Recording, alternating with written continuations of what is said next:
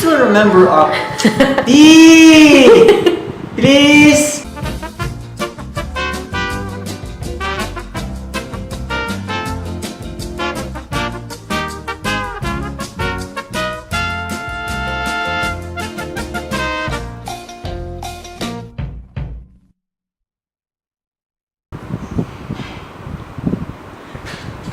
Ano yung title natin?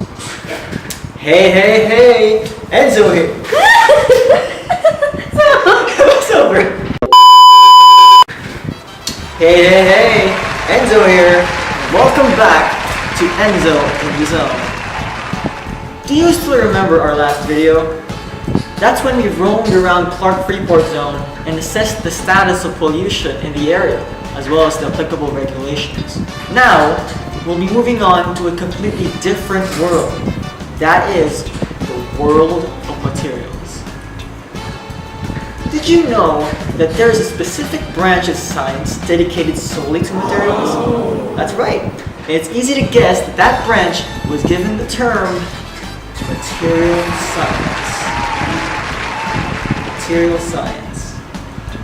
Patch edit this. So, what is material science? Well, aside from being a field that focuses on materials, it is also an interdisciplinary field where physics and chemistry meet. The primary goal of material science is to investigate the relationships of the properties of materials with their composition and structure. Obviously, a person who specializes in the field is called a material scientist. This person should have knowledge on physics, chemistry, and even metallurgy to properly fathom the theoretical aspects of property-structure combinations along with their applications for practical use. Now, when we talk about materials, there has been 4 established types. First are metals. These are conductive, ductile, magnetic, and strong materials that we encounter every day, from things as small as utensils, coins, and tools, to appliances and gigantic metal beams used in construction. Their exceptional qualities are due to the metallic bonding among the elements, where an electron cloud is formed. While metals are good conductors, there are also materials called semiconductors, which have an electrical conductivity intermediate to that of a conductor and an insulator. But let's talk about that material later. Let's proceed to the second type.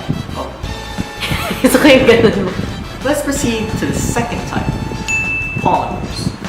Typically, these are made up of organic elements bonded primarily by covalent bonds. With various additives, their properties are optimized, yielding to more durable materials. Polymers can even be closer to us than we are aware of. They are present in multiple forms of plastic, contact lenses, phone cases, and in the magical and valuable scientific calculator. The third type is ceramics. Most probably you have a ceramic vase or bowl in your house. Ceramics are ionically bonded materials made up of metal and non-metal elements. They are wear-resistant, corrosion-resistant, and hard. Additionally, they have a high temperature strength, making them good materials for glass, glassware, heat shield tiles, engine components, and as said earlier, dishes.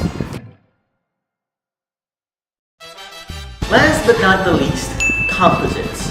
From the name itself, these are formed through mixing 2 different materials, with each combination having its own set of properties. For example, metal ceramic composites produce materials with high strength and ductility, even with enhanced wear resistance. Likewise, if you've ever been on a boat or if you've ever seen an aquarium, you may have encountered fiberglass, a highly durable material with remarkable thermal properties. Fiberglass is simply plastic reinforced with fiber, hence being a polymer-polymer composite. Now, let's focus on a more specific material, the semiconductors. I already introduced you to semiconductors earlier, but we will dig deeper into the topic soon. Now, what I have here now, this should look familiar to you. It's a system unit. And in a system unit, there are a lot of semiconductors to build up this system unit. One of the most important semiconductors that we can find here is lying beneath this fan. Now, the semiconductor chip that lies beneath this fan is called the Central Processing Unit, or the CPU. You've probably seen this as a component of computers, as you can see here now. The CPU is actually the brain of computers. Brain. They carry out instructions and perform basic arithmetic, logical, control, and input-output operations. All of these processes are made possible thanks to semiconductors. Inside a CPU, you would see a collection of chips, each made to perform specific operations. These chips have electronic circuits in them that are made up of semiconductors.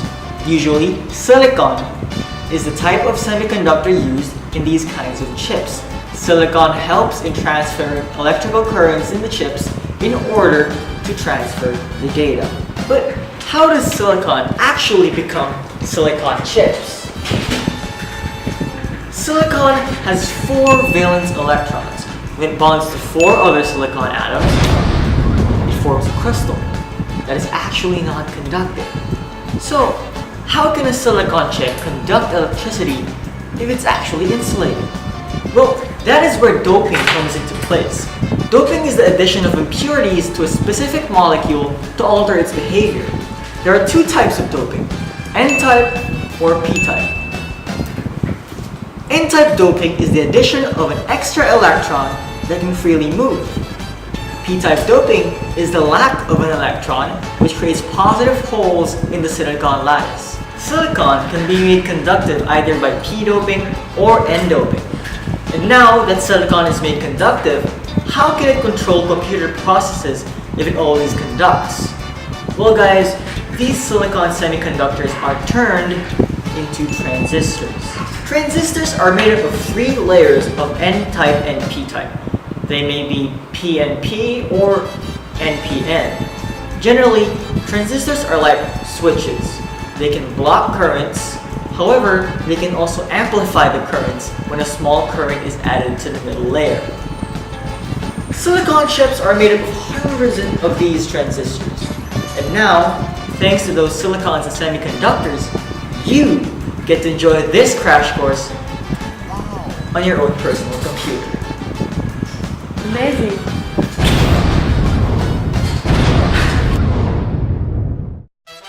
That's it for Enzo in the Zone. It's been me. It's been me. And that's it for Enzo in the Zone. I'm Enzo Manalo. Thanks for listening, guys. We'll see you next time.